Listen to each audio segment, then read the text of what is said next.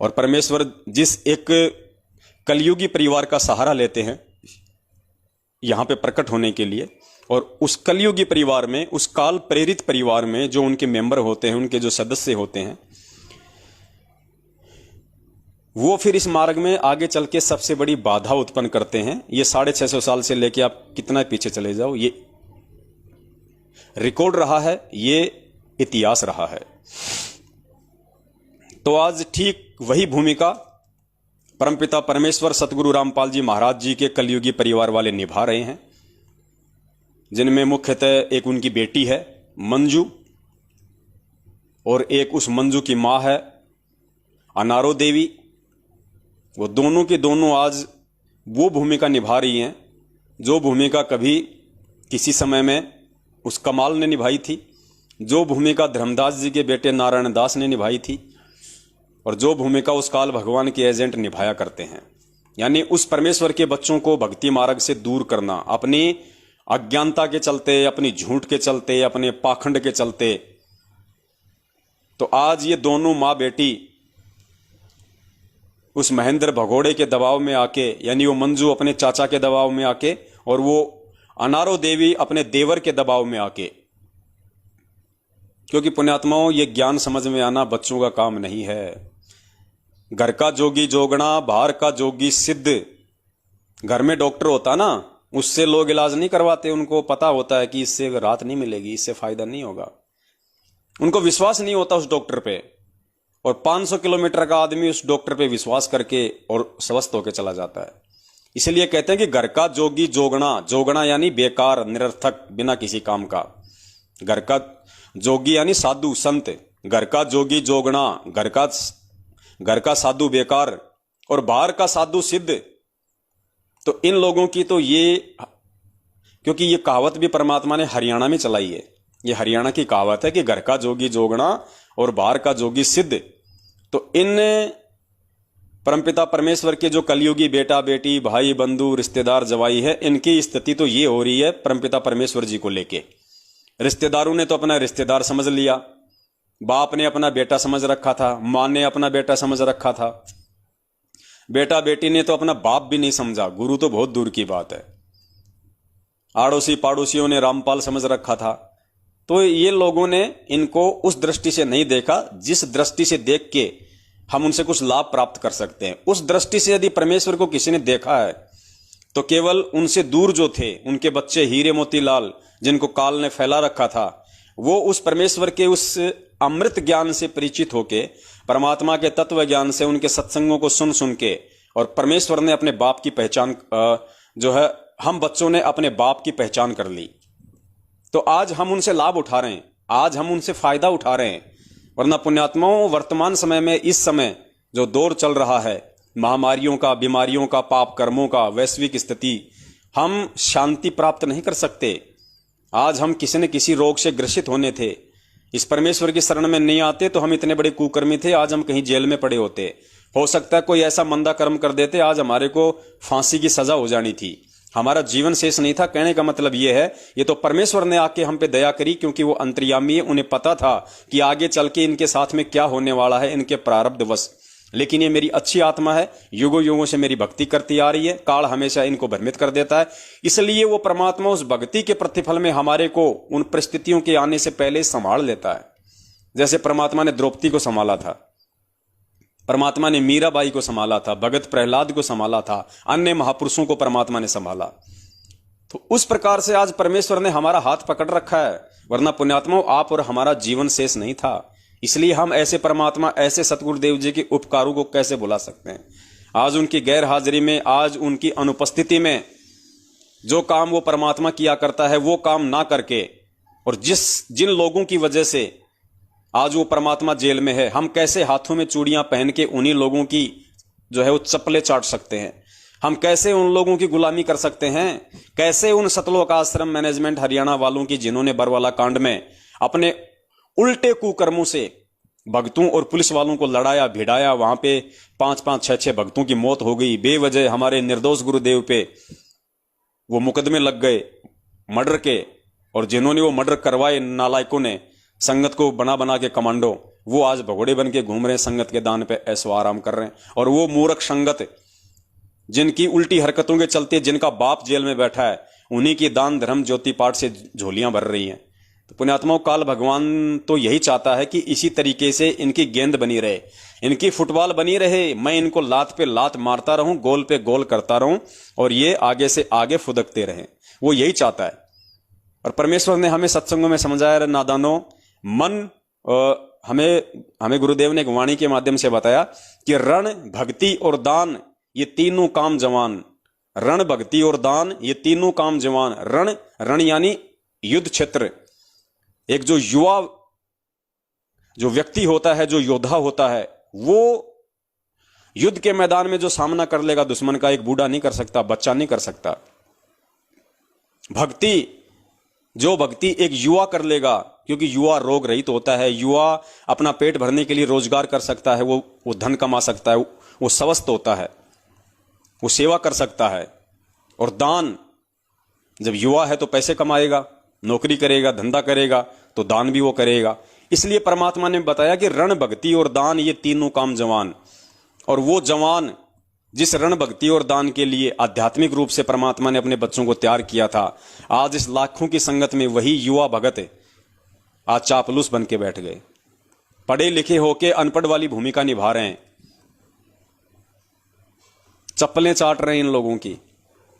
जैसा इनको आदेश दे दिया जाता है इनके व्हाट्सएप पे कि आज ये सेवा है, आज हमने ये ट्रेंड करना है, आज हमने वो फ्रेंड करना है, आज हमने हरियाणा के मुख्यमंत्री मनोहर लाल सिंह खट्टर के खिलाफ कुत्ते की तरह भौंकना है सारा दिन कि उसने बरवाला कांड करवाया, उसने बरवाला कांड करवाया। आज हमने हरियाणा के आईजी अनिल राव के खिलाफ हमने आज कुत्ते की तरह भौंकना है। अनिल राव ने षड्यंत्र कराया, अनिल राव ने जो है वो षड्यंत्र कराया, हमारे गुरुजी को फंसाया। और जब हम सत्सेवक इनसे सवाल करते हैं कि नादानो, ना तो गुरुजी को हरियाणा के मुख्यमंत्री ने फंसाया, ना गुरुजी को उस आईजी अनिल राव ने फंसाया, गुरुजी को तो तुम्हारी मनमानी और उल्टी और घटिया हरकतों ने फंसाया, अर्थात तुम लोगों ने फंसाया। तो ये कहते हैं कि ये लो जी, ये पवनदास तो गुरुजी को क्या मानता है, ये गुरुजी को, ये परमात्मा को परमात्मा नहीं मानता। अरे परमात्मा को हम फंसा देंगे क्या? एक इंसान जो है 2 कौड़ी का आदमी उस परमात्मा को फंसा देगा क्या? तो फिर वो परमात्मा क्या हुआ? तो गद्दारों, तुमने जो पोस्टर बना बना के, वीडियो बना बना के जो सोशल मीडिया को भर रखा था कि हमारे गुरुजी को आईजी अनिल राव ने फंसा दिया, हमारे गुरुजी को मनोहर लाल खट्टर ने फंसा दिया, हमारे गुरुजी के खिलाफ उन्होंने षड्यंत्र किया है, तो मनोहर लाल खट्टर आईजी क्या हाथी है? तुम 2 कौड़ी के जीव हो गए, वो हो गए हाथी, वो भी तो 2 कौड़ी के जीव ही हैं। उस परमात्मा के आगे तो जो औकात तुम्हारी वो औकात उनकी है। तो जब तुम्हारा नंबर आता है तो तुम वहां टाल देते हो कि उन्होंने फंसाया, और जब हम कहते हैं कि तुमने फंसाया तो तुम कहते हो कि परमात्मा को 2 कौड़ी का जीव क्या फंसा देगा। तो पुण्यात्माओं, इनका कोई स्टैंड नहीं है। ये क्या बोलते हैं क्या नहीं बोलते हैं। ये भक्तों में तो भ्रमणा फैलाते हैं कि बरवाला कांड गुरुजी की लीला है, बरवाला कांड गुरुजी की लीला है, और सोशल मीडिया पे भोंकते हैं कि बरवाला कांड हरियाणा सरकार ने कराया, हमारे गुरुजी को आर्य समाजियों ने फंसाया, हमारे गुरुजी को हरियाणा की बीजेपी सरकार ने फंसाया। तो ये दोगले हैं, ये सांप हैं, सांप जिसकी 2 जुबान होती हैं, उस पर विश्वास नहीं किया जा सकता। तो हमने केवल परमेश्वर के वचन पे चलना है। परमेश्वर को जीव फंसाता है। ये किसने कहा कि एक जीव उस परमात्मा के खिलाफ षड्यंत्र नहीं कर सकता? एक जीव उस परमात्मा को फंसा नहीं सकता? किसने कहा? किस मूर्ख ने कहा? पुण्यात्माओं, देश काल और परिस्थिति के अनुसार जब परमात्मा यहां पे अपने तेज पुंज के शरीर को हल्का करके एक मानव सदृश रूप में इस पृथ्वी पे जब वो प्रकट होता है, तो सामने वाला जो ज्ञानहीन प्राणी होता है, जैसे 650 साल पहले शेख तकी ने उस परमेश्वर को फंसाने की लाख कोशिश की, उस परमेश्वर के साथ में हजारों उसने षड्यंत्र किए, 52 प्रकार की उसने उस परमेश्वर के साथ में वो कसनियां कसी, उस परमेश्वर के उसने टुकड़े टुकड़े करवा दिए थे, उस परमेश्वर को मरवा दिया, उस परमेश्वर को उसने कटवा दिया था, उस परमेश्वर को जेरे कुएं में डाला, उस परमेश्वर को उसने फांसी तक लगवाने का पूरा उसने षड्यंत्र किया, लेकिन वो सफल नहीं हो पाए। कोशिश की, जीव कोशिश करता है उस परमात्मा को मारने की, उस परमात्मा को फंसाने की, लेकिन वो सफल नहीं हो पाता, क्योंकि वो मूर्ख होता है। वो भूल जाता है कि ये मेरे जैसा, ये दिख जरूर रहा है लेकिन मेरे जैसा है नहीं। वो कोशिश इसलिए करता है, वो उस परमात्मा को अपने जैसा 2 कौड़ी का जीव समझ के, उस परमात्मा को एक साधारण सा संत समझ के उसको फंसाने के चाल चलता है, मारने की चाल चलता है, षड्यंत्र करता है उस परमात्मा के खिलाफ, लेकिन वो सफल नहीं होता। तो सफल तो ये भी नहीं हो रहे, कोशिश तो इन्होंने भी बहुत की बरवाला कांड में। अरे जिस भगवान ने हमारे को 27 साल से यहां आके अनमोल सत्संग करके, परमात्मा ने हमारे को हमारे हाथों में मंत्र कार्ड पकड़ना सिखाया। विचार करो पुण्यात्माओं, जिस सतगुरुदेव जी ने हमारे को 27 साल से रातों को जाग जाग के सत्संग करके जिन हाथों से हम कुकर्म करते थे, उन हाथों से हमारे को मंत्र कार्ड पकड़ना सिखाया, उन हाथों से हमारे को सुमरणी जाप करनी सिखाई, इन कुकर्म करने वाले हाथों से परमात्मा ने दान धर्म करना सिखाया।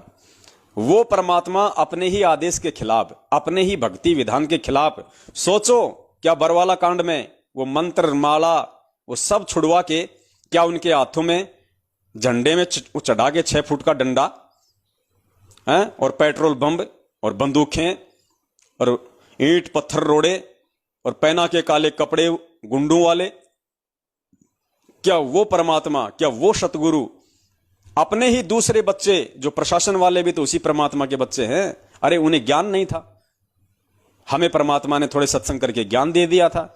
मालिक कहते हैं सूक्ष्म रापति एक ही अंगा, सूक्ष्म रापति एक ही अंगा, चाहे कोई सूक्ष्म जीव हो, रापति यानी हाथी, चाहे कोई हाथी हो, परमात्मा के लिए दोनों जीव बराबर है। तो गुरु जी के लिए तो वो हरियाणा प्रशासन भी भाई उनका बेटा, उनके बच्चे, और हम भी उनके बच्चे। तो सोचो बाप अपने 2 बच्चों को कैसे लड़ा सकता है? वो तो कोई मूर्ख व्यक्ति लड़ा सकता है, कोई कुकर्मी व्यक्ति लड़ा सकता है, जिसका बहुत बड़ा कोई सवारत हो, झगड़ा करवाने में जिसका कोई सवारत हो, कोई नालायक व्यक्ति, कोई मंदबुद्धि व्यक्ति ही ऐसा कर्म करवा सकता है। और उस नालायक, उस मंदबुद्धि, उस काल एजेंट, उस घटिया इंसान की भूमिका निभाई उसी परमपिता परमेश्वर के कलयुगी भाई महेंद्र भगोड़े ने, और उस महेंद्र भगोड़े का साथ दिया उसी परमपिता परमात्मा के कलयुगी बेटा बेटी, भाई बंधु, रिश्तेदार, जवाई और हमारे जैसे कुछ मंदबुद्धि भगत जो उस समय उस परमात्मा के ज्ञान और विधान से परिचित नहीं थे। ये दास भी पुण्यात्माओं बरवाला कांड में कमांडो बना हुआ था। इस दास ने भी 2-4 पुलिस वालों को मारे थे लठ, लेकिन मुझे तो परमात्मा ने वहीं दे दिया दंड। 2-4 मेरे भी ऐसे लगे, मैं तो चुपचाप बैठ गया। पुण्यात्माओं ये कहानी है। अब इस राम कहानी को हमने ज्ञान से समझना पड़ेगा। इसलिए दास कहता है कि जोश में होश मत खोया करो। कोई अगर कुछ बोलता है तो उसका निर्णय करो, उसका निष्कर्ष निकालो कि ये बोल क्या रहा है, और ये जो बोल रहा है वो सही है या गलत है। ऐसा नहीं पीछे से आवाज आई बंदी छोड़ सतगुरु रामपाल जी महाराज की जय, और हमने भी बोल दिया जय। हम ये नहीं सुन रहे कि वो क्या बोल रहा है, वो बोल रहा है बंदी छोड़ सतगुरु सतपाल जी महाराज की जय, और हमने बोल दिया जय। अरे सतपाल और रामपाल में तो रात दिन का अंतर है। तो थोड़ा विचार किया करो पुण्यात्माओं। ये काल भगवान हमें ऐसे ठगेगा, ऐसे ही हमारे को जल्दबाजी में ये हमारे को भ्रमित करेगा। इसीलिए परमात्मा ये ज्ञान देते हैं रह रह के, रातों को जाग जाग के। क्या जरूरत थी परमात्मा को? सृष्टि रचना तो बतानी थी। 2-4 कहानी का जो है 2-4 कहानी किससे सुनाने थे, तो वो तो 2-4 बार सुनाने से ही आ जाएंगे समझ में। भाई अगर सृष्टि रचना एक बार में याद नहीं होती तो 5 बार में हो जाएगी। क्यों परमात्मा हर बार हर सत्संग में इन्हीं बातों का जिक्र करते थे, बार बार सृष्टि रचना समझाते थे, बार बार सृष्टि रचना समझाते थे? इसीलिए कि मेरे बच्चों की रग रग में यह तत्व ज्ञान समा जाए, और ये मुझे पहचान जाए कि मैं कौन हूं और मेरा मिशन क्या है। और मेरे मिशन में जो लोग रोड़ा बनेंगे, जो बाधा बनेंगे काल प्रेरणा से, काल के एजेंट बन के, उनसे मेरे बच्चे सावधान रहें। क्योंकि परमात्मा तो चाहता कि काल एजेंट भी भक्ति करें। मालिक कहते हैं कि कबीर कपट से भक्ति करे उसको भी अपनाऊं, साम दाम दंड भेद से फिर सीधे रस्ते रहूं। तो कबीर जी की शरण में आके वो कपट से भक्ति कौन करेगा? अपने स्वार्थ के लिए कौन आएगा? किसी प्रकार का कोई षड्यंत्र अपने मन में सोच के उनके पास में कौन आएगा? काल एजेंट आएगा। इसलिए परमात्मा कहते हैं कि कबीर कपट से भक्ति करे उसको भी अपनाऊं। ये परमात्मा का गुण है, वो सबको अपनाता है कि आ जाओ, भक्ति के लिए आ रहा ना, आजा। तेरे मन में छल कपट राग द्वेष दोष है, आजा बेटा, कोई दिक्कत नहीं, एक बार मेरे से नाम ले ले, मेरे सत्संग सुन, साम दाम दंड भेद से फिर सीधे रास्ते लाऊं। तो परमात्मा तो चाहते हैं कि ये नालायक मैनेजमेंट वाले भी भक्ति कर लें, मेरे बेटा बेटी भाई बंधु रिश्तेदार जवाई, ये तो पैदाइशी काल एजेंट हैं, लेकिन भगवान चाहता है कि ये भी भक्ति कर लें। आज नहीं तो इनके कल समझ में आ जाएगी, जब इन पे इनके कर्मों की मार पड़ेगी तो समझ में आ जाएगी। लेकिन ये काल एजेंट है पुण्यात्माओं, ये इतनी आसानी से समझने वाले नहीं हैं। इनके ऊपर भयंकर दबाव है, भयंकर इनके संचित कर्मों का प्रेशर है काल भगवान की तरफ से। तो ये नहीं समझेंगे और ये आपको अंत तक ये भ्रमित ही करते रहेंगे, और अंत में भ्रमित करते करते ही इनके यहां से टिकट भी कट जाएगी। आप देख लेना पुण्यात्माओं, ये सत का मार्ग है। परमात्मा कहते हैं धर्म तो धसके नहीं धसके तीनों लोग। जिन जिन लोगों ने इस परमपिता परमेश्वर को अपने जैसा आम व्यक्ति समझ के, अपने जैसा एक सामान्य व्यक्ति समझ के इनके साथ में जो व्यवहार किया है, और जो बरवाला कांड में उल्टी हरकतें की हैं, बरवाला कांड में उल्टी हरकतें हमने भी की थी इन लोगों के बहकावे में आके, क्योंकि नए नए नाम से जुड़े थे। 2013 में नाम लिया था, 1 साल बाद में कांड हो गया। ना इतने हम सत्संग सुन पाए थे, ना इतना हम कोई गुरुजी को परमात्मा मान पाए थे उस समय। तो हम बहकावे में आ गए। हमने सोचा भाई जब गुरुजी का भाई कह रहा है, जब गुरुजी का बेटा, गुरुजी का जवाई, ये इतने बड़े बड़े बॉडीगार्ड हैं, 4-4 फुट की लेके बंदूकें जो गुरुजी के 24 घंटे आगे पीछे घूमते रहते हैं, तो ये झूठ थोड़ी बोलेंगे हैं? भाई गुरुजी के आदेश हैं। और हम लोग भी पहन के काले कपड़े वहां पे बन के फौजी हो गए तैयार, और हम सोच रहे थे कि जिंदगी में कभी कमांडो नहीं बने, परमात्मा ने कमांडो बना दिया, ऐसा और बोल रहे थे हम मूर्ख। पुण्यात्माओं अब समझ में आई वो सारी बातें कि कमांडो हमें वहां पे क्यों बनाया था, और हमारे को कमांडो बना के वहां पे किसने खड़ा किया था। काल भगवान हमारी जान लेना चाहता था वहां पे। और पुण्यात्माओं यकीन मानना, ये तो धरती पे समर्थ भगवान प्रकट है। उस समय पूज्य गुरुदेव जी आश्रम में प्रकट थे, नहीं तो पुण्यात्माओं जो षड्यंत्र इन काल एजेंटों ने जो रचा था वहां पे मैनेजमेंट वालों ने, कम से कम 30-40 हजार की संगत थी, कम से कम 2-2.5 हजार लोगों को इन्होंने सैनिक बना के खड़ा कर रखा था, कमांडो बना के खड़ा कर रखा था, पूरे हथियारों से लैस। सामने 30-40 हजार की पुलिस फोर्स थी। और जिस प्रकार से वहां पे जो मैदान जो काल भगवान ने महाभारत का जो रच दिया था पुण्यात्माओं, ट्रकों के ट्रक वहां पे लाशों के भर के जाने थे, ट्रकों के ट्रक। इतने लोग वहां पे मरने थे, नरसंहार होना था, धरती लाल हो जानी थी। लेकिन ये तो धरती पे भगवान प्रकट था, परमेश्वर ने अपनी समर्थता से उस कांड को टाल दिया। खाली 5-6 में ही काम निपट गया। इन काल एजेंटों ने तो वो षड्यंत्र रच दिया था भयंकर। तो शुक्र मनाओ उस परमात्मा का जिन्होंने अपनी समर्थता से उस काल की चाल को काटा।